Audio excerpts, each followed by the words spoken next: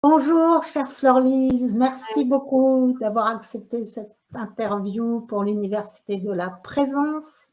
Et ce soir, tu vas nous parler de la pleine présence relationnelle, même si tu as vraiment des talents variés, que tu as écrit plusieurs livres dont on parlera tout à l'heure. Ce soir, dans le cadre de l'université, j'ai vraiment à cœur que tu nous partages comment tu entres en relation avec ces personnes qui n'ont plus forcément ce raisonnement logique auquel nous avons été habitués au niveau de la communication et comment tu as développé ce talent pour vraiment communier de cœur à cœur avec ces personnes qui peuvent être en déficit de langage ou cognitif, et en particulier les personnes âgées. Ben merci beaucoup Caroline de m'inviter et puis effectivement d'avoir lu mon livre et d'être sensible à cette approche, donc de me permettre voilà, de partager autour de cela. Donc tu as très bien introduit le sujet. Il s'agit vraiment de communier, donc passer d'un mode de communication à un mode de communion. C'est vraiment un autre mode relationnel. Et tu disais, moi, beaucoup de ces personnes âgées avec qui j'ai travaillé, que j'ai accompagné, étaient en perte cognitive, neurocognitive même parfois. Et en fait, il y a un cadeau là-dedans. Il y a un cadeau immense qui nous permet d'aller nous rencontrer à un autre endroit, beaucoup plus. Voilà, on descend au niveau du cœur, on rentre dans les profondeurs de l'âme et de l'essence des êtres. Voilà, comme peut-être quelques mots d'introduction. Oui, et ce que j'ai beaucoup aimé aussi, c'est que tu as vraiment modélisé ce que tu appelles la pleine présence relationnelle. Et dans ton livre, en fait, tu nous apprends à cheminer justement pour découvrir comment chaque aspect peut amener cette communion. Et ton livre, on dira des extraits tout à l'heure, il est à la fois poétique, à la fois des témoignages, tu me disais aussi à la fois des citations, des récits d'accompagnement, voilà, des clés de conscience, ouais. Des exercices pratiques, ouais. Oui, pour moi, c'est un guide, c'est un livre guide, un livre compagnon, un livre ressource dans lequel on peut puiser et revenir sans cesse, je pense, en tout cas. Je crois qu'on n'a pas dit le titre. Et moi, je peux pas le montrer parce que je l'ai en Kindle. Et c'est Murmurer au cœur Alzheimer. Voilà, c'est ce livre, Murmurer au cœur Alzheimer, une dimension de présence et de lien qui nourrit le plus beau de l'humain. Voilà, voilà, un beau livre. Voilà, que j'aime beaucoup. Oui, alors tu me demandais comment j'en suis venue à modéliser ça. Peut-être je peux dire quelques mots pour les personnes qui ne me connaissent pas. Comment j'en suis arrivée à travailler auprès des personnes Alzheimer. Je veux faire ça très court, juste pour vous dire que en fait la vie m'a un peu propulsée là-bas. Je raconte toute l'histoire de comment la vie m'a amenée à cet endroit et à œuvrer ainsi. Mais juste pour dire que l'essentiel, c'est que je suis arrivée dans un EHPAD pour la première fois, où on m'a dit, on te laisse intervenir, on te laisse sa carte blanche pour voir ce que tu peux faire avec les personnes Alzheimer, avec le chant. En fait, au départ, c'était comme ça. Et moi, j'étais vraiment vierge de toute empreinte. J'avais jamais rencontré de personnes Alzheimer. Je n'avais jamais accompagné mes propres grands-parents vieillissants. Ils sont morts quand j'étais très jeune. Je n'étais jamais rentrée dans un EHPAD. Je n'étais pas psychologue, je n'étais pas musicothérapeute, pas aide-soignante, rien de ça. Et j'y suis allée avec mon cœur, un cœur à la fois aimant et curieux dans le sens de comment je vais faire pour trouver quelque chose où il va y avoir du lien, il va y avoir de la joie. Bon, bref, je suis arrivée, j'ai posé mes valises. C'est vrai que moi, je venais déjà du monde du chant. J'ai accompagné des personnes, des groupes, entre parenthèses valides, des gens qui venaient à moi pour libérer leur voix dans le lien. Et au bout de même pas une demi-heure dans l'EHPAD, auprès de ces personnes, j'ai réalisé que tout ce que je savais faire, ce que j'avais fait jusque-là, ne fonctionnait plus là. Que c'était plus du tout la même chose et qu'il a fallu que je réinvente tout et que je reparte à zéro. Et en fait, j'ai cherché, j'ai écouté mon intuition, j'ai écouté mon cœur, ma créativité et beaucoup dans l'écoute fine. Hein, donc, et très rapidement, même la première journée, les soignants qui étaient là, témoins, m'ont dit « Mais qu'est-ce que tu fais ? Qu'est-ce que tu fais avec eux ?» Parce qu'on voit des résultats assez extraordinaires. Même certains parlaient de miraculeux, des gens qui retrouvent la parole, le sourire, l'émotion, qui se redressent, qui sortent de l'isolement, qui pleurent, bon, plein de choses. Et en fait, je me suis entendue répondre « Je cherche la porte d'entrée ». Et je l'ai conscientisé au même moment où je l'ai dit, et ça a été ma clé fondatrice. Je cherche une porte d'entrée pour les rejoindre profondément, parce qu'ils ont touché mon cœur, un endroit très profond. Au début, je n'ai pas compris tout ce qui se jouait, mais en fait, après, j'ai pu mettre des mots, et je sentais une soif d'humanité. Ces gens-là avaient un besoin de lien, d'être vus, d'être aimés, d'être reconnus, d'être touchés, d'être… Voilà.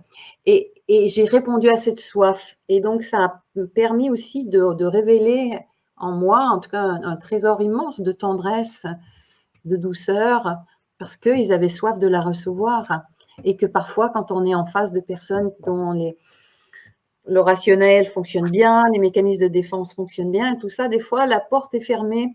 Il n'y a pas ces fissures, il n'y a pas cette vulnérabilité qui permet d'aller dans la rencontre, dans cette douceur, dans cette tendresse. Donc, ça a été un cadeau pour moi et aussi pour eux, mais voilà, pour tout le monde. Alors, pour rebondir sur ce que tu viens de dire, j'ai réécrit quelques extraits de ton livre. Et donc, à ce propos, tu écris « Je veux garder le cœur ouvert pour voir ce qui n'est pas éphémère, me laisser toucher par la beauté intérieure qui émane des cœurs. Et chaque fois que je regarde ainsi, le monde resplendit. Et chaque fois que je regarde ainsi, je m'ouvre à la vie. » Oui, alors en plus, ça, c'est des paroles que j'ai écrites et qui ont été mises en chant. Donc, c'est un chant qui s'appelle « Je te regarde vraiment ». Parce que, en fait, c'est une des clés fondamentales que je décris dans le livre pour accompagner ces personnes, pour aller les rencontrer, c'est de retrouver des yeux qui s'émerveillent, de changer son regard. Parce que je peux voir en face, à un niveau, perte d'autonomie, perte de parole, perte d'intérêt, etc.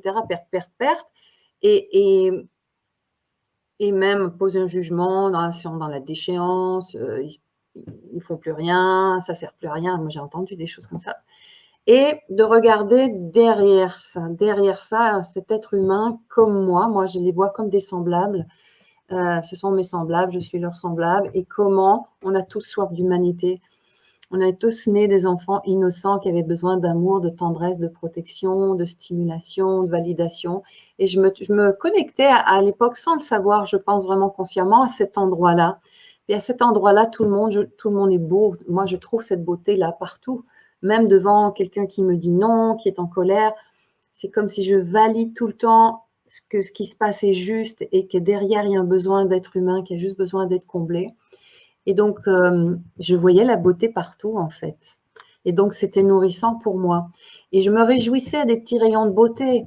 Quelqu'un qui est tout avachi sur son siège, etc. Puis, à un moment donné, parce qu'on vient les chercher avec présence, qui relèvent la tête et qui nous font un regard où il y a un éclat, où il y a une connexion pendant quelques secondes. Je me dis, mais voilà, même si après la tête rebaisse, il y a eu ce moment de rencontre, de connexion. Et voilà, et tout ce qui est donné est donné, tout ce qui est vécu est reçu. Alors, au sein de l'Université de la Présence, là, on a évoqué la difficulté que nous avons été plusieurs à rencontrer face à l'agressivité, au rejet, et qui rapidement peut devenir blessant pour la personne qui accompagne, et aussi où on est démuni, même si on n'est pas blessé. C'est quelle clé tu pourrais nous donner par rapport à ça? Alors déjà, je ne le prends jamais personnellement, ce qui se passe en face, quoi qu'il se passe, surtout quand c'est des choses difficiles. Et donc, ça ne m'atteint pas et ça ne me déstabilise pas parce que je pars du principe, et ça c'est Thierry Tournebise qui a dit ça, que tout est pertinent. Thierry Tournebise qui est un formateur et un psychothérapeute. Et ça, c'est une clé. Et Marshall Rosenberg disait ça autrement. Il disait, tous les êtres humains, on a des besoins communs, mais on a des stratégies différentes pour y répondre. Donc, si la personne est agressive ou si la personne est dans le rejet, c'est qu'elle répond à un besoin qui est important pour elle. C'est sa stratégie pour répondre à son besoin.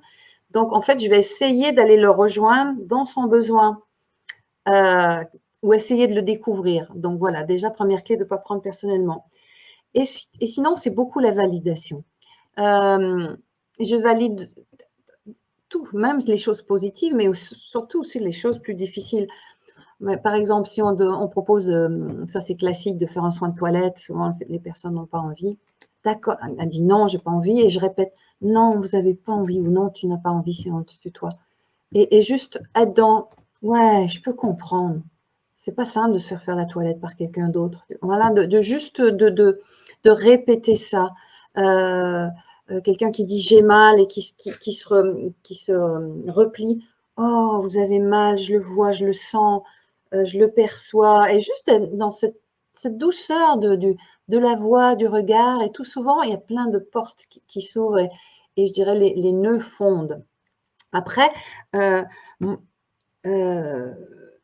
l'agressivité, c'est autre chose, l'agressivité physique.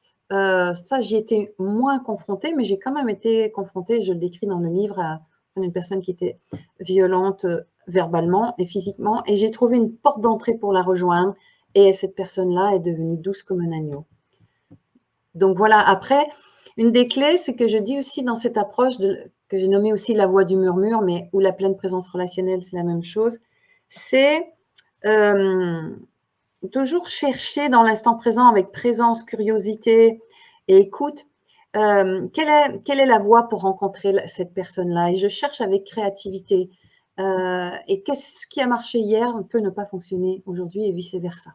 Donc, je ne m'assois jamais sur mes lauriers. Je suis toujours à l'écoute et je cherche. Et c'est ça. Donc, peut-être que je pourrais définir en quelques mots la pleine présence relationnelle. J'ai fait tout un chemin pour en arriver à trouver cette dénomination-là, mais en 2 mots, ça veut dire la pleine présence relationnelle, c'est l'art d'être pleinement présent avec l'autre, avec conscience, avec amour et avec justesse. 3 composantes très importantes. Et dans le but de nourrir le plus beau de l'humain, le plus beau en l'autre, le plus beau en moi. Parce que si je m'épuise et que je ne me respecte pas et que je me fais du mal à accompagner l'autre, ce n'est pas la pleine présence relationnelle. Il faut que ce soit autant nourrissant pour moi que pour l'autre. Après, donc c'est plus difficile quand c'est un proche. Hein, si on accompagne sa mère, son père, son conjoint, qui est en perte cognitive ou en perte d'autonomie, il y a un deuil à faire, il y a une bascule à faire, c'est-à-dire je rencontre l'autre à un autre endroit, peut-être même un autre endroit que je ne l'ai jamais rencontré d'ailleurs, aussi de vulnérabilité ou de dénuement ou d'aller dans la quintessence. Et si je m'accroche, par exemple, ce n'est pas mon cas, moi, ma mère, elle est en pleine forme et tout ça, mais j'ai eu des témoignages notamment de filles qui accompagnaient leur mère, qui avaient toujours été blessantes envers leur fille, qui les traitaient un peu comme des bonnes, etc., qu'elle n'avait jamais reçu la reconnaissance de sa mère. Et ça continuait, ça. Et donc, et même si la personne avait 60 ans qui accompagnait sa mère, c'était encore la petite fille en elle qui cherchait la reconnaissance de sa mère. Et ben, peut-être que sa mère ne pourra jamais lui donner.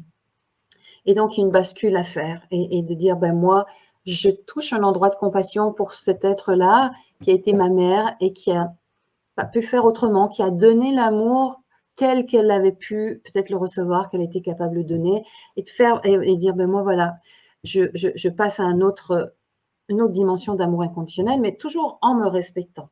Si ce n'est pas bon pour moi, ça, c'est très important. Est-ce que parfois, il n'y a pas des limites à poser, quoi? Ah oui, bien sûr. Il n'y a pas de la culpabilité parfois à refuser de poser des limites avec des personnes un peu…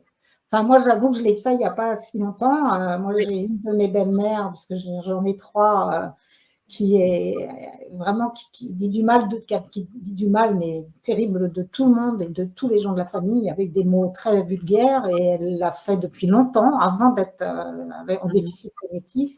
Et je lui ai juste dit, ça me fait mal, Monique, quand vous dites des gens que j'aime. Et je lui ai dit une fois, je lui ai dit, parlons d'autre chose, s'il vous plaît. Ça me fait mal quand vous dites du mal des gens que j'aime. Je lui ai dit 3 fois, la 3e fois, je suis partie. Et quand je suis revenue la fois d'après, elle a fermé sa bouche. Et on a parlé de choses sympathiques. Mais moi, physiquement, je ne pouvais plus, en fait. Absolument, non, c'est important de se respecter. Là, cette personne-là, a priori, elle a encore toute sa tête, cette personne que tu accompagnes. Non, elle l'a plus, mais c'est un tempérament qu'elle a toujours eu. Voilà, ok, d'accord. Mais ça, c'est important, c'est très important. Moi, dernièrement, il y a un homme qui me parlait que, voilà, son père avait été intrusif quand il était jeune et que là, son père est vieillissant et son père exige que son fils de 55 ans l'appelle tous les jours. Et cet homme me disait, je me sens intrusé à chaque fois que j'entends sa voix. J'ai dit, mais c'est pas bon pour toi, il faut que tu poses une limite. Pas une fois par jour, peut-être que toi, ça sera une fois par semaine. Et puis même si pour toi, c'est pas, il faut que tu trouves un endroit où que ça soit bon. Si tu ne trouves pas l'endroit, mieux vaut pas y aller. Mais voilà, après, la même situation, on peut faire une bascule et des fois, c'est dans notre chemin de réparation parce que si on n'a pas fait ce chemin de guérison, des fois par rapport à nos parents, à notre fratrie, etc., parce qu'il y a de la guérison intérieure aussi, et tant que ce n'est pas fait, il faut poser ses limites extérieures. Il faut poser ses limites extérieures. Ça, je crois que c'est vraiment important que tu le dises. Oui. On ne peut partager l'amour que lorsqu'on est bien avec soi, quand les limites ont été posées et après elles peuvent s'agrandir. Enfin, mais parce que vraiment, moi en tout cas, je suis en lien avec plus de personnes qui sont dans la culpabilité qui fait qu'elles dépassent leurs limites et qui vont essayer de sauver, de réparer, et avec une confusion un peu entre… Oui, la culpabilité, absolument. Une des choses que je rencontre beaucoup dans mes formations, c'est les gens qui me disent on a de la difficulté à clore un accompagnement. On se sent coupable de partir. Et ça, je dis toujours, donc pour savoir bien clore, il faut savoir quand clore et comment clore. Le quand, c'est quand c'est plus bon pour moi, déjà. Si c'est plus bon pour moi, si j'ai plus de plaisir, si je suis plus dans la tendresse, voilà. Et ça peut être aussi quand je sens que l'autre, c'est bon pour elle, elle en a eu assez, voilà. Et puis après, dans le comment clore, moi j'aime bien remettre un moment affectif dans la clôture, quand c'est possible, hein, pour dire, ben voilà, on a passé ce moment ensemble, même si la personne, elle comprend plus, soi-disant, rien. Moi, je parle toujours, normalement, sans jamais infantiliser, et je dis toujours la vérité, ce qui se passe.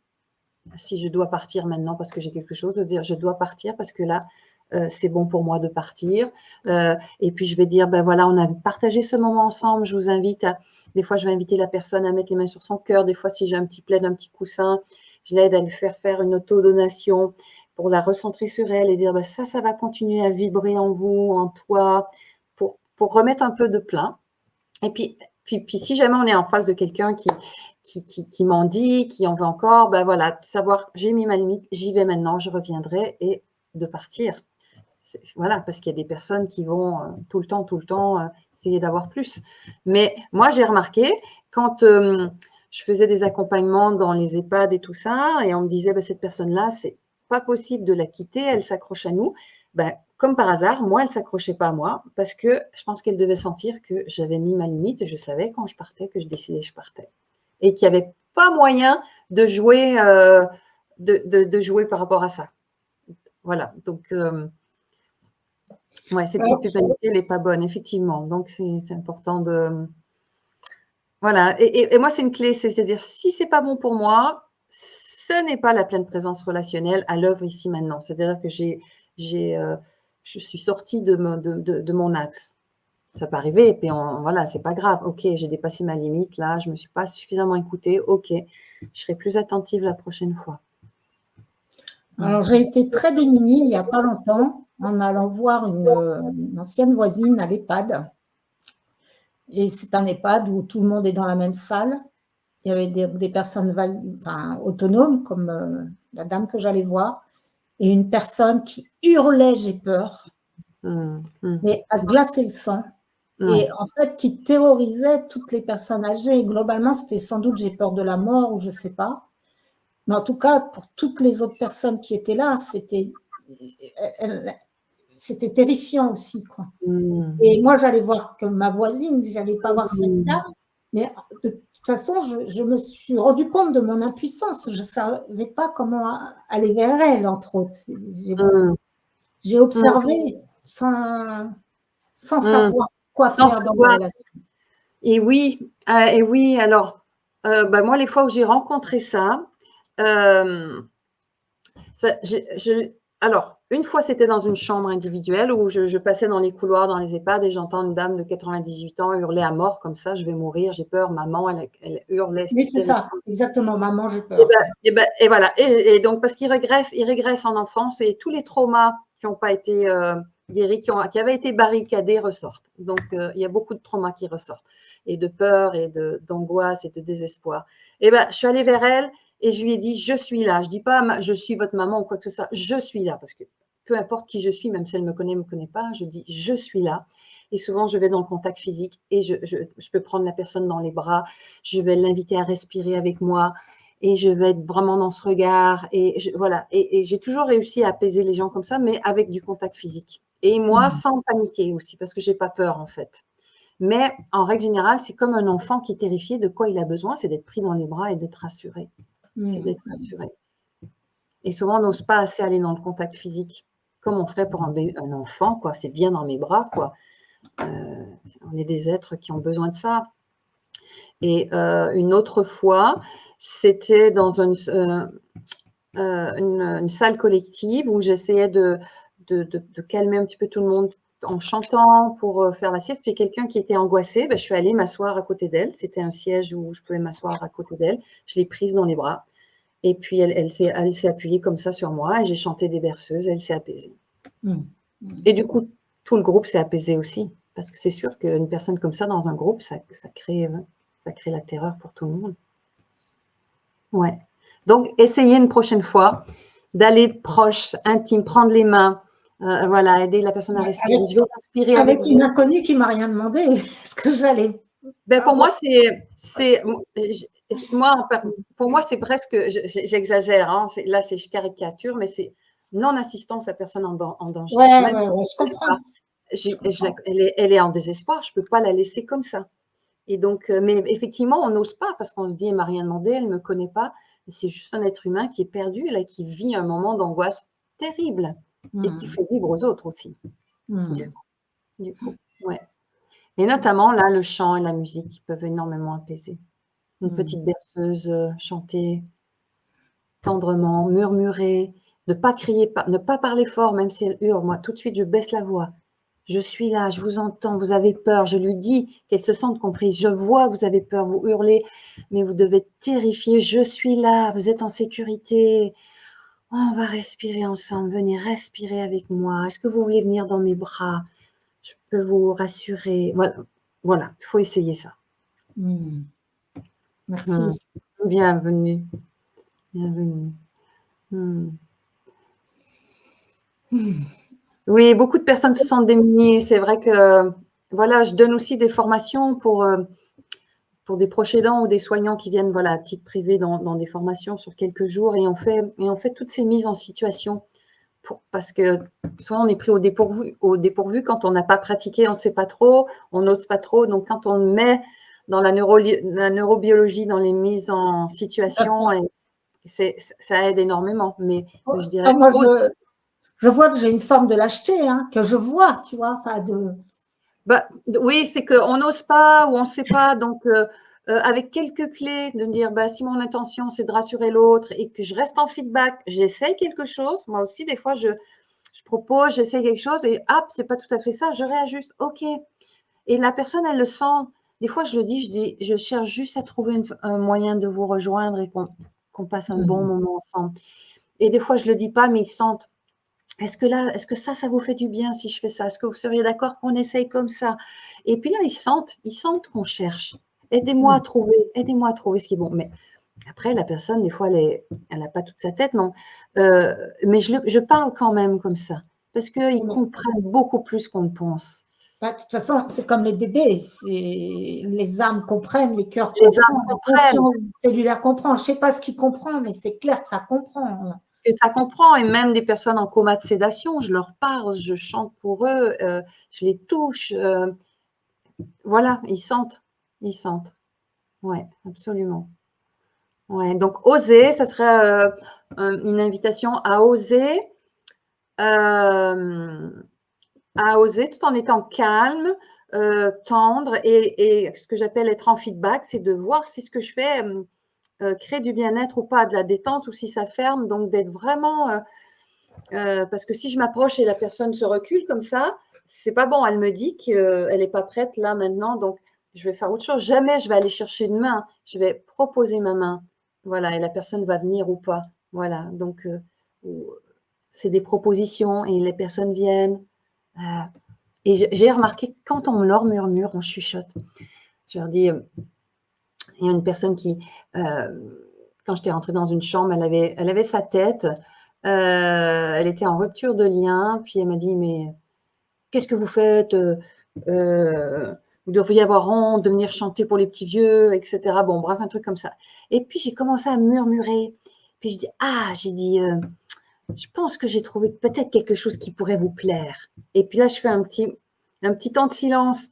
Et donc, ça crée ce qu'on appelle un rapport. Et donc, après, je lui ai fait une proposition, mais elle avait attendu ma réponse. Donc, c'est des petites clés relationnelles comme ça, avec un peu d'espièglerie, des fois, quand c'est opportun. Des fois, c'est pas opportun. Donc, il y a mille et une clés, mille et une petites clés. Mais je dis toujours que justement, notre pleine présence, c'est notre première source de compétence. Et cette pleine présence, on peut peut-être y arriver comme je l'ai modélisé, je l'ai décliné sur 10 dimensions de présence, parce que, en fait, moi, j'ai écrit ce livre. Pour écrire ce livre, en fait, je me suis auto-modélisée, parce qu'au départ, je ne savais pas ce que je faisais. J'avais l'impression que c'était juste du chant. Et puis après, j'ai commencé à mettre en mots et j'ai descendu. Et puis finalement, le chant, c'est juste une des 10 dimensions de présence que j'ai nommées. Et puis le fait de les nommer permet de conscientiser, dire ah là je suis dans cette dimension de présence, là je pourrais aller dans celle-ci. Donc je ne sais pas ce qui t'a envie qu'on les nomme, les 10 dimensions de présence, qu'on les regarde un petit peu. On peut, après, on fera peut-être un peu catalogue. Oui, peut-être juste les nommer pour situer. Parce qu'en fait, quand je cherchais à écrire ce que je faisais, je me suis dit, bon, les gens, ils voient que je fais quelque chose de particulier, ils voient des résultats. Et même des fois, j'avais des familles que je sentais un peu de jalousie, dire, comment cette pure étrangère-là, elle a plus de liens chaleureux et forts et profonds que moi et tout. Donc, et je me disais, comment je vais expliquer à ces personnes, à ces familles? Je ne vais pas leur dire, c'est une question de présence. Ils vont me dire, je suis présent, moi aussi. C'est une question d'amour. Ben, moi aussi, j'aime mon père, ma mère, mon conjoint. Et voilà. Et donc, je me suis dit, qu'est-ce qui est à l'œuvre? De quelle dimension de présence, etc. Et donc, la première que j'ai nommée, c'est la présence intentionnelle. C'est que j'arrive avec une intention très claire en moi, hein, qui va galvaniser mon approche. Si une personne vient à la rencontre d'un autre en disant c'est mon devoir, il n'y a pas la même énergie, la même vibration que je viens pour faire circuler l'amour et la paix, par exemple. Voilà, peu importe l'intention qu'on va verbaliser. Donc, la présence intentionnelle. Et ça se sent. Il y a la présence calme aussi. Auprès des personnes vulnérables, il faut être particulièrement calme. Voilà, donc comment moi je chemine pour aller trouver ce calme en moi, comment je peux y avoir accès. Et là tu as mis la citation de Christiane Singer, l'éternité, c'est quand tout de moi est là. C'est passé dans le hors-temps. Oui, dans le hors-temps. Et effectivement, ce qui aide à avoir cette présence calme, c'est de passer dans le hors-temps que je décris dans le livre, la notion du temps kairos, à l'opposé du temps chronos. Chronos qui est le temps vertical, qui est le temps qui court. On n'a jamais assez de temps, ou je compte le temps que ça a pris ou que ça va prendre. Donc voilà. Et le temps kairos, c'est le temps… non, excusez-moi. Le temps chronos, c'est celui qui est horizontal, qui court. Et le temps kairos, c'est le vertical. Mais en même temps, c'est un vertical où ça ouvre, c'est-à-dire c'est un temps suspendu. Et donc, même si j'ai une minute pour aller rencontrer l'autre, pour aller faire une piqûre, prendre l'attention, amener un repas, faire un petit coucou, si je me mets à l'intérieur dans cet endroit où tout de moi est là, comme dit Christiane Singer, pendant une minute, il y a quelque chose que moi, ça me nourrit et l'autre sent que cette pleine minute, on est ensemble, mais il n'y a rien d'autre qui compte. Plutôt que d'être toujours dans cette course en avant. Et ça permet de prendre soin de soi et ça fait énormément du bien aux personnes vulnérables aussi, dans cette présence calme. Voilà. Et ça ne veut pas dire que moi, je suis une personne très dynamique, très rapide. Ça ne veut pas dire que cette approche, c'est que pour les personnes calmes, mais quand je choisis, que je décide que je vais dans un accompagnement, je me mets en mode. C'est comme si voilà, je bascule dans ce mode. Donc, la présence intentionnelle, la présence calme, la présence attentive. Là aussi, quand tout de moi est là, pour voir ce qui se passe, pour capter ce qui se passe, voir le non-verbal. Ah, elle a dit ce mot-là 3 fois, donc c'est important ce mot-là. Ah, le lapsus. Ah, c'est tout ça. Ah, là, je sens que elle se recroqueville sous sa couverture, elle a peut-être froid. Bon, donc être attentif à tous ces signes et les décoder.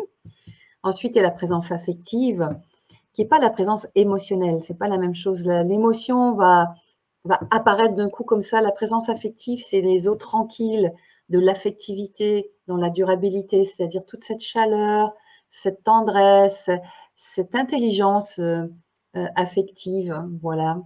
Ensuite, il y a la présence, je ne sais plus si elles sont dans l'ordre. Créative, je peux te souffler, je les ai toutes. Ouais. La présence créative, parce que la pleine présence relationnelle, ce n'est pas un mode d'emploi. Ça nous oblige à être constamment présents et donc d'être créatif, d'oser aussi faire des choses et voilà, à s'adapter à la personne et à la situation. Voilà. Ouais, tu as écrit, là c'est en substance, moi j'ai noté oser le contact physique, dire des mots d'amour, poser des questions, proposer d'innover, murmurer, se taire, s'émerveiller, chanter et valider toutes les résistances. C'est magnifique. Ça, c'est effectivement plusieurs clés fondamentales. D'ailleurs, on pourrait les reprendre. Oui, je vais juste terminer de nommer, puis après, je veux bien qu'on reparte sur les clés que tu as relevées. Donc, la présence créative, ensuite la présence éveillante. Comment éveiller des potentialités, réveiller des potentialités? Par exemple, une fois, j'étais dans une chambre avec une nouvelle personne que j'accompagnais en soins palliatifs et je l'ai fait chanter. Je chantais avec elle et sa fille est arrivée, m'a dit, c'est pas possible, ma mère ne chante pas. Et elle me regardait comme ça. Et donc, moi, j'avais éveillé le potentiel. Ou bien, ma mère n'est pas tendre, ou mon père n'est pas tendre. Comment ça se fait qu'elle, avec vous, elle est tendre? Ben voilà, il y a, voilà, éveiller des potentialités. Ensuite, attends, je vais te dire oui. Tu as écrit « Éveille-moi, réveille-moi, vois en moi tout le beau que je ne vois plus ou que je n'ai jamais vu. Ouais. Éveille-moi, réveille-moi à ce que je suis vraiment dans la merveille de mon essence. » Ouais, waouh, oui, c'est ça, c'est ça. C'est ça, en fait. Moi, bon, j'ai fait aussi, pour être capable de rentrer en lien comme ça, on parle dans mon histoire avec le livre, c'est que j'ai aussi, je ne dis pas qu'on a besoin de faire de la thérapie pour ça, mais j'ai fait beaucoup de thérapie, je suis allée voir beaucoup d'émotions, donc je suis très à l'aise avec tout ça. Et surtout, j'ai une thérapeute merveilleuse qui m'avait dit un jour qu'elle trouvait que j'étais une merveille. Et je l'ai cru, j'ai décidé de la croire en fait. Et en fait, à partir de ce jour-là, j'ai commencé à voir les autres personnes aussi comme des merveilles. Mais il fallait que je me voie moi aussi comme une merveille. Et c'est vrai que j'adore ça. Et quand je vois quelqu'un il y a des personnes, ça se fait plus facilement, sont juste waouh, c'est tout amour, tout cœur, ça, voilà, facile. Puis d'autres, quand c'est plus difficile, tu me dis, ah voilà, je vais essayer d'aller toucher la merveille, la voir cette merveille et m'en émerveiller et de toucher ça, cette émotion. Voilà, donc pour l'histoire de la merveille. Donc, et la présence aussi célébrante, c'est-à-dire il y a une petite amélioration où la personne fait quelque chose, mais waouh, magnifique, une personne qui avait plus accès à la parole, qui arrive à dire un mot, mais merveilleux, je célèbre ça. Je célèbre aussi juste votre vie, qui vous êtes. Je vais chanter le prénom de la personne. Je vais dire à la personne, je vous trouve belle, parce que c'est vrai, elle se plonge dans mon regard, c'est juste extraordinaire. Je me dis, je vous trouve belle. Donc, c'est tout ça, de célébrer. Ensuite, il y a la présence sonore parlée, toute ma parole, le son, la tonalité, le rythme, mais aussi mes mots, des mots amoureux. Alors là, je vais te citer parce que Oui. les mots qui disent bonjour, les mots qui nomment l'identité, les mots qui nomment les non-dits, les mots qui informent, les mots qui posent des questions, les mots qui proposent, les mots qui demandent la permission, les mots qui rassurent, les mots qui encouragent, les mots qui remercient, les mots, silence. Et c'est là que tu as écrit aussi, les mots vibrent d'abord en moi, je me nourris de paroles positives qui rayonnent vers l'autre. Oui. Et donc, tout ça, c'est cette dimension de la présence sonore parlée, comme je l'ai appelée. C'est 1/10 de la pleine présence relationnelle. C'est la seule dimension qui touche au verbal. Tout le reste est du non-verbal. Mais ce 10% verbal est extrêmement important. Il peut amener énormément de guérison et de liens. Et donc, voilà, elle est super importante. Et ensuite, il y a la présence sonore chantée. Même ça passe par la voix, mais c'est du non-verbal dans le sens que ça ne touche pas du tout le cerveau au niveau de la raison. Voilà, ça touche le cerveau émotionnel. Donc, c'est quelque chose de plus archaïque. Donc, c'est non-verbal le chant. Et puis après, la présence en feedback, toute cette écoute. Donc, voilà, 10 dimensions de présence. J'aurais pu en nommer plus, moins, mais voilà, je les ai regroupées comme ça pour que ça soit assez facile de s'en rappeler et puis de dire, ben voilà, quelle dimension je mets en œuvre, laquelle je peux développer un peu plus. Oui. Et oui. Et moi, comme je l'ai dit tout à l'heure, au niveau des mots, des fois, les gens me disent, je ne sais pas quoi dire. Ben, juste dire ce qui est là. Dire la Que je ne sais vérité. pas quoi dire. Je ne sais pas quoi dire. Je ne sais pas quoi faire. Par contre, si je suis portée par l'intention, dire, je cherche tellement à t'apporter un moment de bien-être, je cherche tellement à te rejoindre, je cherche tellement à ce que tu sentes que tu es aimé, tu es respecté. Voilà. Et je souhaite tellement t'apporter peut-être quelque chose que tu n'as jamais reçu parce que jusqu'à présent, il y avait les barrières, les barricades, etc. Et quand les gens deviennent très vulnérables, c'est aussi une chance merveilleuse pour qu'ils puissent s'ouvrir et que nous aussi, on puisse peut-être s'ouvrir et offrir et quelque chose qu'ils vont recevoir. Et des fois, l'inverse aussi. Hein. Il y a un témoignage dans mon livre de cette femme dont la mère est morte avec la maladie d'Alzheimer. Il n'y avait jamais eu de tendresse entre elles, trop de liens. Et grâce à la maladie d'Alzheimer, sa mère est devenue tendre envers elle et elle envers sa mère. Donc, elles ont réussi toutes les deux à se rejoindre à un autre endroit. Donc, ça, c'est juste merveilleux. Voilà, et puis, il y a, dans la pleine présence relationnelle, il y a une autre façon de l'aborder, c'est avec j'ai nommé 7 voies d'accès au contact.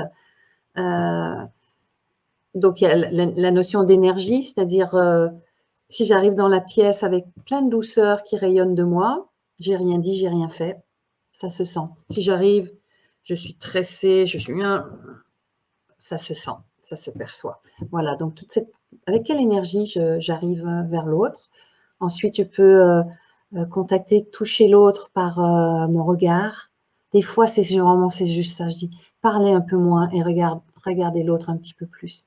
Et de se poser dans ce regard et puis juste être en silence. Mais des fois, c'est 2 secondes. Et dans ce 2-3 secondes, il y a la connexion qui passe. Et voilà, quand tu viens de faire une grande respiration, voilà, des fois, c'est juste ça. Voilà, respirer avec l'autre. Et tu vois, comme j'étais à l'écoute, je l'ai perçu. Et du coup, ça me permet de respirer avec toi. Et c'est bon. Et puis, on navigue comme ça. Donc, il y a le regard, il y a l'écoute. Ce que tu me dis, ce que tu me dis pas, ce que ton corps me dit, etc. Voilà. Il y a les mots, on a vu. Il y a le toucher. On n'a pas encore abordé le toucher, mais le toucher est très important. Il y a le chant, qui est une façon de rentrer en contact aussi très profonde, très belle. Des fois, il n'y a plus rien d'autre à dire que chanter, murmurer très doucement. Et puis, la musique aussi, des fois, juste apporter de la musique, soit si on a un instrument qu'on peut jouer doucement, ça met une présence sonore. La musique, c'est une présence relationnelle aussi, ça nous relie ensemble par l'écoute de la musique. Voilà, ou amener une musique enregistrée qui va être belle, qu'on va écouter ensemble. Voilà. Différentes voies d'accès au contact. Ce qui me vient là en t'écoutant et par rapport à mon histoire, on va dire, comment je vis les choses, c'est qu'en fait, tu décris exactement l'éducation, ce qu'on doit faire avec un petit, dans l'éducation à n'importe quel âge en fait. Et qu'avec un petit, tout ce que tu décris, c'est naturel. Parce que là, je vois avec mes enfants petits, tout ce que tu dis, je l'ai fait. Et par contre, avec une personne âgée, je me recroqueville, je me mets des armures. Alors déjà, bravo de l'avoir fait pour tes enfants parce que c'est pas tout le monde qui le fait. Par exemple, les enfants sont pas suffisamment touchés. Ils sont mis dans les poussettes, ils sont pas mis dans les porte-bébés, il n'y a pas assez de peau à peau.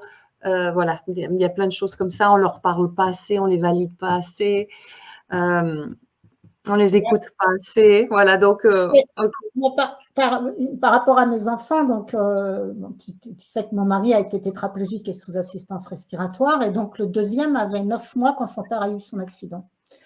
Et quand il était en service de réanimation, je suis allée voir la psychiatre parce que j'avais ce droit-là de rencontrer une psychiatre. Et je lui ai dit, j'en peux plus, il ne dort plus la nuit. Et cette femme a été merveilleuse. Elle m'a dit, vous êtes solide, vous avez toutes les ressources pour gérer, vous n'avez pas besoin de moi. Mais elle me dit, est-ce que vous avez parlé à votre fils? Ben non. Et le gamin, ce bébé était toujours très agité quand je le changeais. Et là, il s'est arrêté complètement. Il a planté ses yeux dans les miens. Je lui ai dit, ton père est à l'hôpital, il a eu un grave accident. Moi, je suis épuisée, blablabla. Je lui ai parlé avec mon cœur et mon émotionnel. Il m'a planté ses yeux, vraiment. Il s'est arrêté, il était comme ça. Mais oui. Et puis, après, il a regigoté. Et après, il a dormi. Magnifique. Et à 2 ans, il a recommencé. J'ai recommencé. Il a redormi. Magnifique, magnifique. Et là, oui. Ça a été une expérience de référence vraiment formidable. Absolument. Et depuis, j'ai vraiment capté qu'on peut parler d'âme à âme, de cœur à cœur. Je ne sais pas comment ça marche. Il n'y a même pas besoin que la personne soit présente dans la pièce. Oui, absolument. Et puis, vraiment, cette histoire de dire la vérité, même quand c'est dur, par exemple, il y a une femme que j'accompagnais en soins palliatifs et elle ne partait pas. Elle était, et même les soignants et ses fils disaient, elle s'accroche à quelque chose et les soignants en soins palliatifs sont habitués à ça. Ils disent, et moi je me disais aussi, elle attend quelqu'un, elle attend quelque chose ou elle attend quelqu'un avant de partir. Et moi, ça faisait 1 an et demi que j'accompagnais cette personne avant dans d'autres services et je ne savais pas qu'elle avait une fille. Et à un moment donné, j'ai dit à la chef de service, mais qu'est-ce qu'elle peut attendre? Et là, j'apprends qu'elle a une fille. Je dis, sa fille, elle est en soins palliatifs, elle est à quelques jours de mourir. Il faut faire venir sa fille, c'est évident. Et les frères ont dit non, c'est pas possible. Elle est en rupture de lien depuis 25 ans avec sa mère. J'ai essayé quand même, j'ai fait intervenir le médecin. Ça n'a pas été possible. Et là, elle s'accrochait encore. Et j'ai dit aux 3 fils, dites à votre mère la vérité, que sa fille ne viendra pas. Puis ils ont dit non, on n'est pas capable de faire ça. Alors moi, j'ai pris l'initiative. Et je me suis rapprochée d'elle et j'ai murmuré à l'oreille la vérité. J'ai dit, pour des raisons qui appartiennent à votre fille, elle ne viendra pas. Quand vous serez de l'autre côté, quand vous serez passé de l'autre côté, vous pourrez œuvrer à sa guérison, à l'aider à guérir ça. Donc, elle ne viendra pas. Par contre, moi, je vous accompagne depuis 1 an et demi. Je vous aime et je sais que vous m'aimez. Je suis peut-être aujourd'hui une fille de procuration. Donc, vos fils sont là, je suis là, vous pouvez partir maintenant. Elle est morte le lendemain matin. Wow. J'ai juste dit la vérité. J'ai juste dit la vérité. Ouais. Ouais. Voilà, donc, et puis il y a eu tellement d'autres choses qui se révèlent aussi dans ces derniers moments de grande vulnérabilité. Moi, j'ai un trauma d'une personne que j'accompagnais 3 jours avant sa mort qui est remonté, un trauma d'abus sexuel et que j'ai suggéré et que je pense que c'était la première fois que ça sortait et qu'elle avait un témoin et que je lui ai dit que c'était grave ce qu'on lui avait fait et qu'elle aurait dû être protégée, etc. Puis elle se débattait, elle a pris ma main, je dis prenez ma main, à l'époque vous ne pouvez pas vous défendre, mais allez-y, vous pouvez y aller, poussez ma main, je sais que ce n'était pas contre moi. Et après, elle m'a dit des choses qui, voilà. Et après, j'ai fini par la prendre dans les bras, j'ai chanté un chant, je l'ai rassurée, etc. Et je sais qu'il y a eu une libération. Il y a eu une libération. Mais voilà, je ne dis pas que c'est à la portée de tout le monde de faire ça, mais c'est de se faire confiance et peut-être si on n'arrive pas à le faire tout seul, avec l'intelligence collective, d'être à plusieurs. Puis c'est de prendre de l'assurance aussi, de se dire si je suis à l'écoute et si je suis branchée sur mon cœur aimant et tout, je peux me faire confiance, même si je fais une erreur. Une fois, j'étais rentrée dans la chambre d'un monsieur et puis ça ne l'avait pas fait, quoi. En fait, il était vraiment en mode et puis à un moment donné, c'était au tout début de mes accompagnements, malgré son non-verbal qui me disait non, j'essayais encore de trouver la porte d'entrée, puis c'est carrément levé pour me signifier qu'il ne voulait pas. Et là, j'ai dit, merci de m'avoir signifié votre nom aussi clairement en vous levant. J'ai dit, moi, j'essayais de trouver une porte d'entrée, je ne suis pas arrivée, je suis vraiment désolée. Voilà, et je vais vous laisser maintenant et j'espère que vous aurez un moment de douceur et voilà, tout simplement. Oui, c'est naturel en fait. Moi, ce que j'entends, c'est être naturel. Être naturel. Dire si on est mal à l'aise, dire si on est stressé, dire c'est tout, quoi. Ouais. C'est pas grave. Ouais. Parce Et puis des fois, on sent toujours le non-verbal. On ressent toujours la vérité. On ne peut pas la cacher. Donc, exactement. Et puis, si la personne a accès au verbal, on peut poser la question, est-ce que tu as envie de mettre ta main dans ma main? Est-ce que tu as envie d'expérimenter? Voilà, quand la personne n'a pas accès à la parole, ben, je lui dis, ben là, je sens que peut-être que vous seriez ouverte. Je vais poser ma main sur la vôtre et puis je vais être à l'écoute si vous me faites des signes, si c'est bon pour vous. L'important, c'est que ça soit bon pour vous. Et donc, je vais le sentir au micro-mouvement, etc. Et donc, si j'ai un doute, je retire. Voilà, mais quand je suis à la fine écoute, en règle générale, je suis vraiment bien le chemin avec cette personne-là. Et c'est très important de ne pas les prendre comme ça, hein. C'est-à-dire que la personne soit toujours libre de quitter ma main. Donc, je mets toujours ma main en bas et si elle met sa main comme ça, c'est elle, si elle veut partir, elle peut, hein, et pas l'inverse. Voilà, comme ça. Ça, c'est des petits détails. Voilà. Je ne sais pas s'il y a des questions dans le chat. Moi, j'ai pas vu. Non, j'ai demandé, j'ai dit vos questions sont bienvenues, mais pour l'instant, Ok, d'accord. Ça marche. Ça marche. Bah, quoi, il nous reste un petit quart d'heure. Donc, je ne sais pas s'il y avait des questions. Sinon, moi, j'avais peut-être un petit bout d'un poème que j'ai écrit, que je pourrais lire, qui est peut-être 7-8 phrases. C'est à la toute fin du livre, les 3 dernières pages avant la conclusion. J'ai un petit mini On rappelle le titre, c'est Murmurer au cœur Alzheimer. Ouais, Murmurer au cœur Alzheimer. Et dans le dernier petit chapitre, ça s'appelle Les cadeaux de ma rencontre avec eux, où je me suis laissée aller à une écriture très poétique, un peu à la Christiane Singer, où j'ai osé parler de choses, voilà, de l'âme. Et puis, donc voilà, j'ai écrit « Auprès d'eux, j'ai ouvert les yeux de l'âme. J'ai vu, je les ai vus. J'ai vu la beauté de l'humain. Je les ai vus comme des merveilles. Je déchirais le voile des apparences des corps âgés et malades, des cerveaux ralentis, des abonnés absents, des cœurs endormis, tristes, résignés, endurcis, pour y voir derrière les cœurs assoiffés de liens humains. Je plongeais profondément en moi et en eux, pour nous rejoindre à cet endroit de la rivière souterraine, où se rencontrent et se régénèrent tous les cours d'eau, alors qu'en surface, il semble y avoir la sécheresse. Dans cet endroit profond de rencontre, dans cet espace de lien, j'ai ressenti cette vibration du sacré, la présence avec un grand P, cette vibration d'amour qui nous enveloppait. On va faire un petit temps de silence pour intégrer. Ouais, parfois, il n'y a que la poésie qui peut dire certaines choses.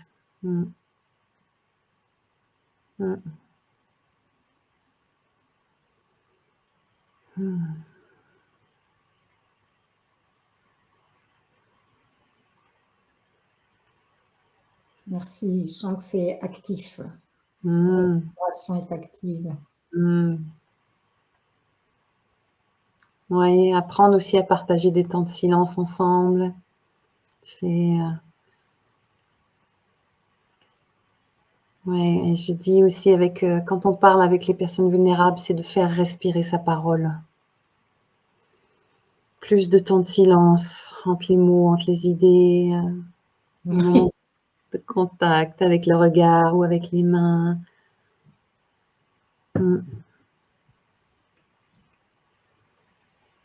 J'ai J'ai des vidéos que je montre en formation qui ne sont pas sur mes documentaires. D'ailleurs, on pourrait peut-être dire après là, les documentaires qu'ils peuvent trouver sur YouTube, mais où j'accompagnais une personne qui avait plus tellement accès à la parole, elle avait la parole confuse, mais de temps en temps, elle peut sortir un mot ou deux. Et j'étais main dans les mains, très près d'elle, là, j'étais à 20 cm, et je la regardais, et je me plongeais dans ce regard, on était toutes les deux, et puis il y avait des longs moments de silence, puis des fois je disais, mais on devrait faire la queue pour venir se plonger dans votre regard, tellement il est beau, il est nourrissant. Je veux dire, moi, je suis privilégiée, là. Et puis, elle était comme ça. Je sais qu'elle comprenait, quoi. Puis je lui disais, vous êtes belle. Et puis, elle disait, ah bon? C'est comme ça. Ouais. Et oui. Ouais, oui. Oui, donc peut-être juste dire. Attends 2 secondes, s'il te plaît. Il y a donc Marine Enchanteuse qui nous dit c'est très touchant tout ce que vous partagez. Merci, merci. Et ce que ça m'évoque, c'est la ressource d'humanité et de cœur que constituent toutes ces personnes vulnérables. Absolument. Ils sont là pour nous montrer, pour nous ramener à notre chemin du cœur et de la vulnérabilité et de la communion et de la rencontre au plus simple, au plus profond, ouais, au plus vrai, authentique. C'est un immense cadeau. Moi, je pense personnellement maintenant que d'accompagner des personnes très vulnérables fait partie de notre chemin d'apprentissage d'humanité. Et que si on ne le fait pas, il y a un endroit de nous qui n'est pas complet. Je ne dis pas de le faire tout le temps, 24 heures sur 24, mais de vivre cette expérience. Parce que avant, on accompagnait les gens mourir à la maison, on était plus présent dans ces accompagnements et tout ça. Et... Enfin, moi, je n'ai pas d'expérience, très peu d'expérience même par rapport à l'accompagnement des parents. Mais pour avoir accompagné mon mari jusqu'à la mort par arrêt de soins, ça rabote bien l'ego. Hein. Comment? Tu dis quoi? Ça rabote bien l'ego. Waouh! Ça nous met vraiment face à tout ce qui n'est pas clair. Et toi, ça a été pendant combien d'années tu as fait ça? 16 ans. 16 ans. Waouh! Waouh! Mais moi, pas avec l'amour dont tu témoignes ici toujours. Hein. Ben, moi non plus, je ne dis pas que je serais capable aussi sur 16 ans dans le quotidien comme ça. Donc, je pense qu'on a besoin de répit. Voilà. Après, j'ai une personne qui a accompagné son mari Alzheimer pendant plusieurs années à la maison. Elle est venue faire la formation avec moi. Et puis, elle me disait, ben, après, je prenais des petits moments où je me connectais à cet endroit de moi et je lui offrais ça et on vivait ça. Mais je ne pouvais pas tout le temps, mais au moins par petits moments. Donc, voilà. Ah non, mais c'est un sacerdoce. Hein. Si on s'occupe d'une personne à temps plein, c'est quelque chose. Ouais. Donc, peut-être mentionner, pour ceux qui ne savent pas, que sur YouTube, on peut, en tapant Alzheimer, la voix VOIE du cœur, c'est un documentaire que j'ai réalisé où on me voit intervenir auprès des personnes Alzheimer en fin de vie, que j'ai filmé à l'hôpital EHPAD de Cluny, en Saône-et-Loire, il y a 5 ans. Donc, un documentaire d'1 heure. Et puis, si vous allez sur ma chaîne YouTube aussi, j'ai d'autres documentaires aussi que j'ai fait. Donc, voilà. Super, ben, merci beaucoup. Donc, vraiment, ce livre pour nous aider à accompagner nos anciens, et plus particulièrement, ou pas anciens, mais en tout cas les personnes avec lesquelles on peut être démuni par la difficulté de communication, par la raison. C'est vraiment formidable. Et donc, en ce moment, toi, ton actualité est un peu pas différente, mais tu as ajouté une nouvelle corde à ton arc et en ce moment, tu parles plutôt de ton nouveau livre qui s'appelle Guérir de l'abus. Alors, qui s'appelle, oui, Sortir du sillon de l'abus. Je vais le montrer. Celui-là, je l'ai en papier. Ben voilà. Sortir du sillon de l'abus, oui, qui est un chemin d'amour et de respect de soi. C'est-à-dire que pour moi, c'est la clé de voûte. Quand on a vécu l'abus, quelle que soit la forme, sexuelle, physique, psychologique, même des abus spirituels, etc. Donc, il y a un chemin pour retrouver l'amour et le respect de soi. Et quand on apprend, et ça, c'est un chemin qui est long aussi et qui se raffine, plus j'apprends à m'aimer, à me respecter, moins j'accepte l'abus. Voilà. Et donc, c'est un chemin essentiel. Et c'est un livre qui est particulier dans le sens, c'est 72 leçons de vie, donc qui prend l'amour et le respect de soi sur plein d'angles différents. Et c'est des choses que j'ai vécues et que je transmets de façon pédagogique aussi, mais c'est un témoignage et je pense que ça peut aider pas mal de personnes. Voilà, donc il y a ce livre-là, Oui, qui est mon dernier, qui est mon 5e livre. Sur au dos, tu écris juste, enfin pas juste, tu écris quand la résonance de l'abus nous est familière, quand son empreinte est encore active en nous, nous tolérons plus facilement des situations ou relations qui ne sont pas saines, dans lesquelles nous ne sommes pas respectés, dans lesquelles nous ne nous respectons pas nous-mêmes. En faisant ainsi, nous continuons nous-mêmes de creuser et d'entretenir le sillon d'abus. Ça, j'adore cette phrase. Cette phrase, elle est très puissante. Voilà, c'est nous continuons nous-mêmes de creuser et d'entretenir le sillon de l'abus. Donc, c'est vraiment sortir du trio victime, bourreau, sauveur, quoi. Donc, ouais, et que c'est un sillon et qu'il y a des abus qui sont gros comme ça, voilà, mais il y a des abus qui sont beaucoup plus subtils et pervers et que apprendre à les repérer, à les détecter, comment, par exemple, une chose qui est classique dans les relations amoureuses, à un moment donné, une personne qui va être un mendiant ou une mendiante de l'amour qui va se contenter de miettes d'attention, d'amour, de présence, puis va avoir beaucoup de maltraitance. Et donc voilà, ça c'est le signe qu'on s'aime pas, parce que quand on est mendiant de l'amour, on ne s'aime pas, parce que si je m'aime, je ne me contenterai pas de miettes. J'irai dans une relation épanouissante, réciproque, équilibrée, etc. Quand je n'ose pas dire à l'autre ma vérité, dire qu'il y a des choses qui ne me conviennent pas, c'est un manque d'amour et de respect de moi. Donc, comment grandir là-dedans pour apprendre à avoir le courage de dire ces choses-là. Donc, c'est très simple, très concret. Ça parle aussi de la loi du silence. Pourquoi c'est si compliqué de sortir de la loi du silence? Bon, c'est 72 leçons très différentes les unes les autres. Donc, je suis très fière de ce livre. Et voilà, les gens peuvent le trouver, le commander en librairie ou sur Amazon. Voilà.